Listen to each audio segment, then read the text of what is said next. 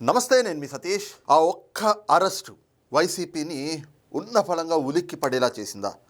ఆ ఒక్క వ్యక్తి అరెస్టుతో తాడేపల్లిలో ప్రకంపనలు పుడతా ఉన్నాయా? గతంలో ఎన్నడూ లేని విధంగా గగ్గోలు పెట్టడానికి కారణాలేమిటి? ఇది ఈ రోజున వైఎస్ఆర్ కాంగ్రెస్ పార్టీ నాయకులు వ్యవహరిస్తున్నటువంటి తీరు పైన ఉత్పన్నమవుతున్నటువంటి ప్రశ్నలు. మరి ఏమిటి ఆ ఒక్క అరెస్టు?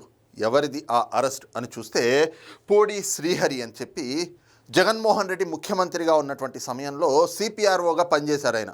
అంటే చీఫ్ పబ్లిక్ రిలేషన్స్ ఆఫీసర్.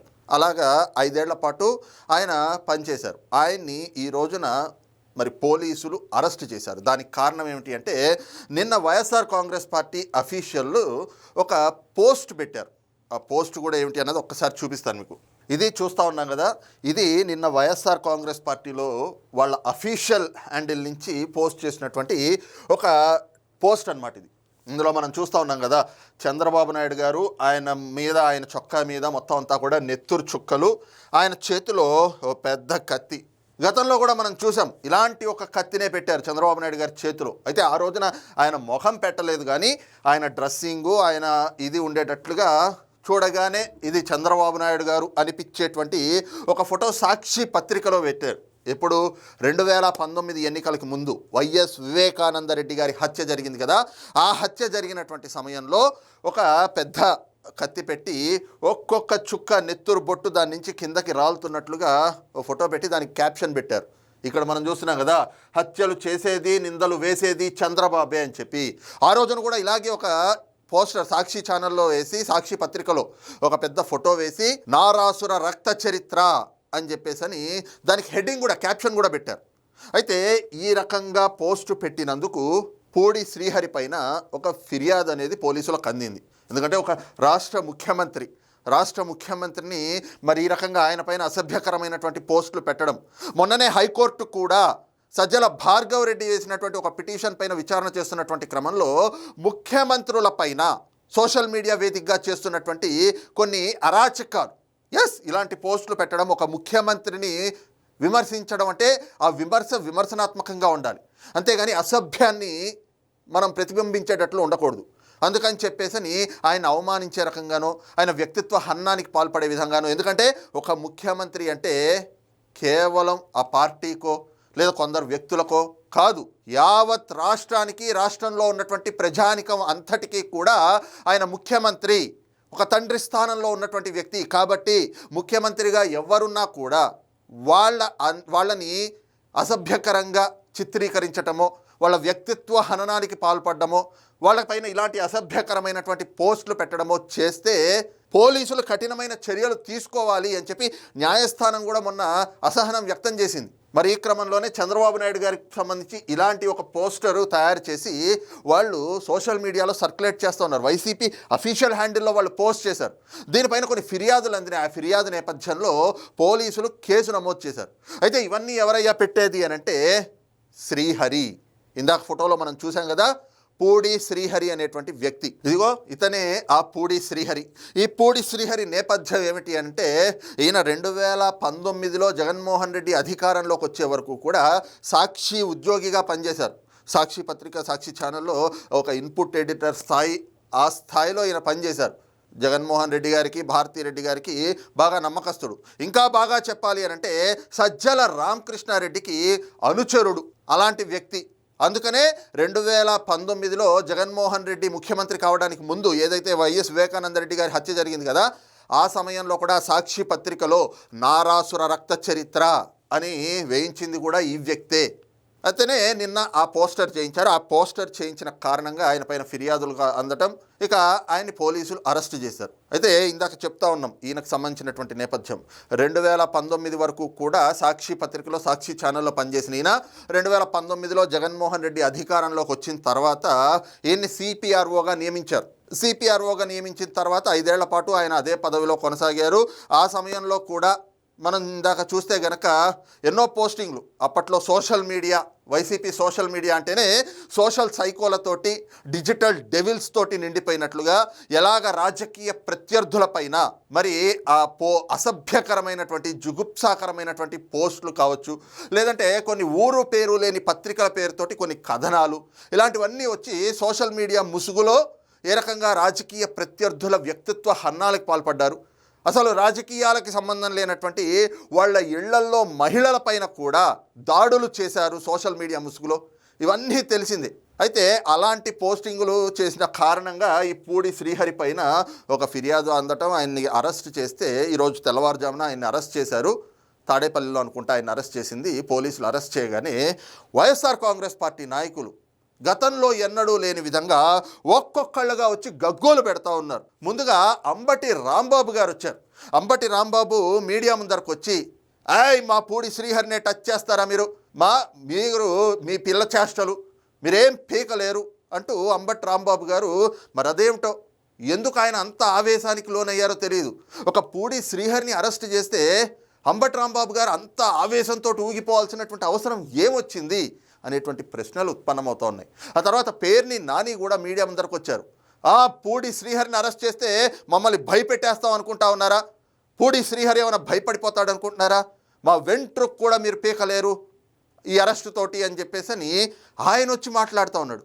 ఆయనకేమొచ్చిందో, ఒకవేళ ఏమైనా షుగర్ ఎక్కువ అయి ఉంటే కనుక, అంటే షుగర్ వ్యాధి ఉన్నటువంటి వాళ్ళకి ఇది ఊరికే తడవుకి యూరిన్ వస్తూ ఉంటుంది అంటారు, మూత్రం వస్తూ ఉంటుంది అంటారు. మరి ఆయనకు అది ఆగలేదో ఏంటో తెలియదు. అంబటి రాంబాబు ఇట్లా మాట్లాడే లోపు పేర్ని నాని వచ్చేసి ఆయన కూడా మా వెంట్రుకు కూడా పీకలేరు అని చెప్పేసి ఆయన మాట్లాడి వెళ్ళాడు. ఆ తర్వాత సజ్జల రామకృష్ణారెడ్డి వచ్చాడు. సజ్జల రామకృష్ణారెడ్డి వచ్చి ఆయన మరో కొత్త విషయాలు చెప్పాడు. అవేమిటి అంటే, పూడి శ్రీహరిని అరెస్ట్ చేయడానికి పోలీసులు 3 రోజుల నుంచి రెక్కీ విధించారట. 3 రోజుల నుంచి రెక్కీ నిర్వహించి ఈరోజు పొద్దున్న ఆయన్ని అరెస్ట్ చేసి తీసుకువెళ్ళారట. ఇదంతా కూడా అన్యాయం, అక్రమం. పూడి శ్రీహరి అరెస్ట్ అనేటువంటిది ఇదొక అన్యాయమైనటువంటి చర్య అని చెప్పి సజ్జల రామకృష్ణారెడ్డి గొంతు చించుకుంటా ఉన్నాడు.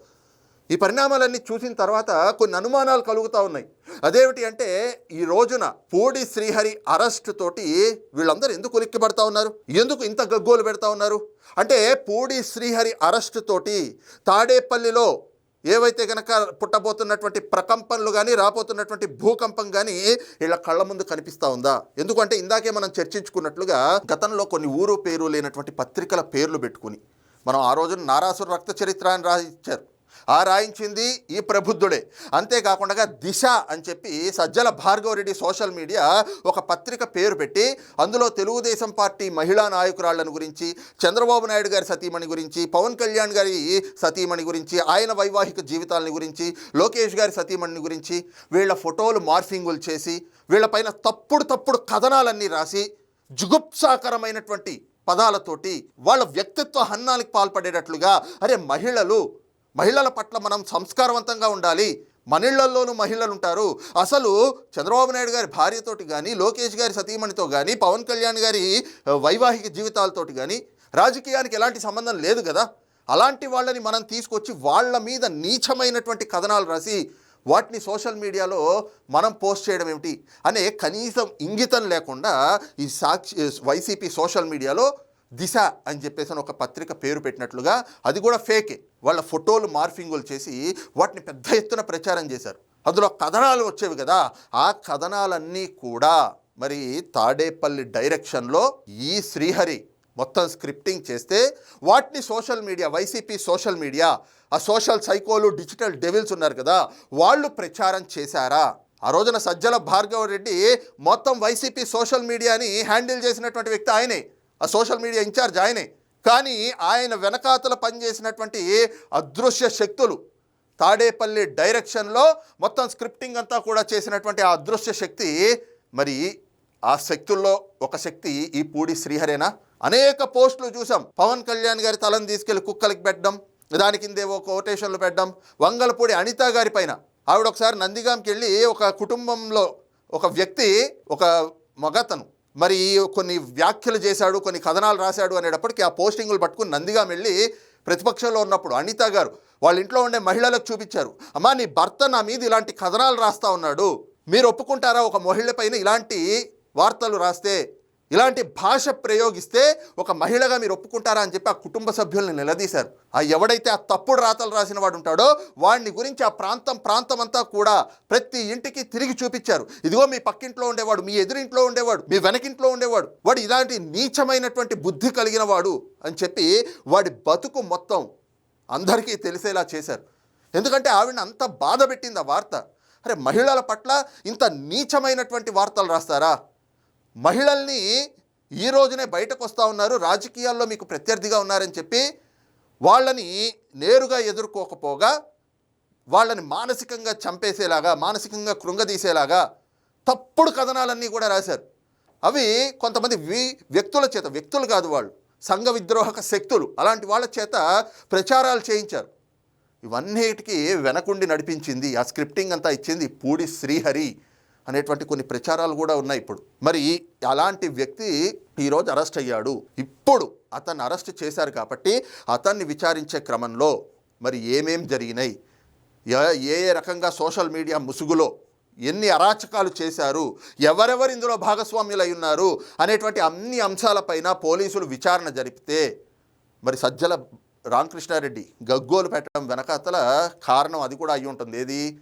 ఇప్పుడు ఇతన్ని 4 పీకి ఎవరెవరు ఉన్నారు ఇందులో, పాత్రదారులు ఎవరు, సూత్రధారులు ఎవరు, ఎవరెవరు భాగస్వామ్యం ఉంది అనేది కనుక ప్రశ్నిస్తే సజ్జల భార్గవరెడ్డి పేరు చెప్తాడా? సజ్జల భార్గవరెడ్డి పేరు చెప్తే అతన్ని కూడా అరెస్ట్ చేసి తీసుకురావాలి. అతన్ని కూడా కలిపి, వీళ్ళిద్దరిని కలిపి కూర్చోబెట్టి విచారిస్తే మొత్తం అంతా కూడా ఎవరి డైరెక్షన్లో వీళ్ళు చేసింది? తాడేపల్లి ప్యాలెస్ డైరెక్షన్లో. తాడేపల్లి ప్యాలెస్ అంటే వీళ్ళ బాస్ జగన్మోహన్ రెడ్డి గారి డైరెక్షన్లోనే. మరి ఆయన కళ్ళల్లో ఆనందం చూడడం కోసం, ఆయన దగ్గర మెప్పు పొందడం కోసం, ఆయనకి ఏదో రాజకీయంగా ఒక హై తెద్దాము అనుకుని నీచమైనటువంటి కార్యక్రమాలన్నిటికీ కూడా ఒడిగట్టారు. ఇప్పుడు ఈ విషయాలన్నీ కూడా ఈ పూడి శ్రీహరి విచారణలో ఆయన అరెస్ట్ చేశారు కాబట్టి రిమాండ్కి పంపిస్తారు, ఆ తర్వాత కస్టడీకి కోరతారు. కస్టడీలోకి తీసుకుని విచారణ చేస్తే సజ్జల భార్గవరెడ్డి పేరు, ఆ తర్వాత తాడేపల్లి పెద్దల పేర్లు ఇవన్నీ కూడా వస్తే ఇప్పటికే జగన్మోహన్ రెడ్డి బ్రతుకు ఇంత నీచమా అని చెప్పి ప్రజల్లో ఒక చర్చ జరుగుతూ ఉంది. ఇప్పుడు ఇవన్నీ కూడా ఈ సోషల్ మీడియా ముసుగులో చేసినటువంటి అరాచకాలన్నీ కూడా బయటపడితే మరి ఖచ్చితంగా తాడేపల్లిలో ప్రకంపనలే కాదు, అక్కడ ఒక భూకంపమే రాబోతూ ఉంది. ఈ అంశాలన్నీ ఎక్కడ బయటపడతాయో అనేటువంటి భయంతో ఈ రకంగా వైఎస్ఆర్ కాంగ్రెస్ పార్టీ నాయకులంతా కూడా ఈ యొక్క అరెస్ట్ కాగానే ఉలిక్కిపడి, గతంలో ఎన్నడూ లేని విధంగా వల్లభనేని వంశీ అరెస్ట్ అయినప్పుడు ఇంతలాగా వచ్చేసి ఒకేసారి పేర్ని నాని, అంబటి రాంబాబు, సజ్జల రామకృష్ణారెడ్డి వెంట వెంటనే ఎవరు మాట్లాడలా. మిథున్ రెడ్డి అరెస్ట్ అయినప్పుడు మాట్లాడలా. ధనుంజయ రెడ్డి, కృష్ణమోహన్ రెడ్డి ఇలాంటి వాళ్ళు అరెస్ట్ అయినప్పుడు మాట్లాడలా. ఇక్కడ ఇంకొక అంశం ఏమిటి అంటే జగన్మోహన్ రెడ్డి ముఖ్యమంత్రిగా ఉన్నప్పుడు ఎలా చూడండి, ఒకవైపున ధనుంజయ రెడ్డి, కృష్ణమోహన్ రెడ్డి లాంటి వాళ్ళని పెట్టుకుని మద్యం కేసు అని, ఇసుక అక్రమాలని చెప్పి కుంభకోణాలు, అవినీతి అక్రమాలన్నీ చేశాడు. ఇంకోవైపున ఇలాంటి పూడి శ్రీహరి లాంటి వాళ్ళని సిపిఆర్ఓలుగా పెట్టుకుని సోషల్ మీడియా కోసం అని చెప్పి ఆ సోషల్ మీడియా పేరుతోటి సమాజం పైకి అశుద్ధాన్ని చల్లారు. ఇది జగన్మోహన్ రెడ్డి 5 ఏళ్ళు చేసినటువంటి అరాచకాలు. ఇవన్నీ కూడా ఇప్పుడు మళ్ళీ ప్రజల్లో ఒకసారి చర్చకు వస్తే రేపు ఎన్నికలు కాదు, ఈ లోపే వైఎస్ఆర్ కాంగ్రెస్ పార్టీ సమాధి అయిపోవడం ఖాయం. అందుకని ఈ రోజున వైఎస్ఆర్ కాంగ్రెస్ పార్టీ నాయకులు గతంలో ఎన్నడూ లేని విధంగా ఇంత గగ్గోలు పెడుతూ ఉన్నారు ఒక్క అరెస్ట్ తోటి అన్నటువంటి అభిప్రాయాలు కూడా రాజకీయ పరిశీలకుల నుంచి వ్యక్తమవుతోంది. మరి ఈ అంశంపైన మీ అభిప్రాయం ఏమిటనేటువంటిది కింద కామెంట్ సెక్షన్లో మెన్షన్ చేయండి. Thank you.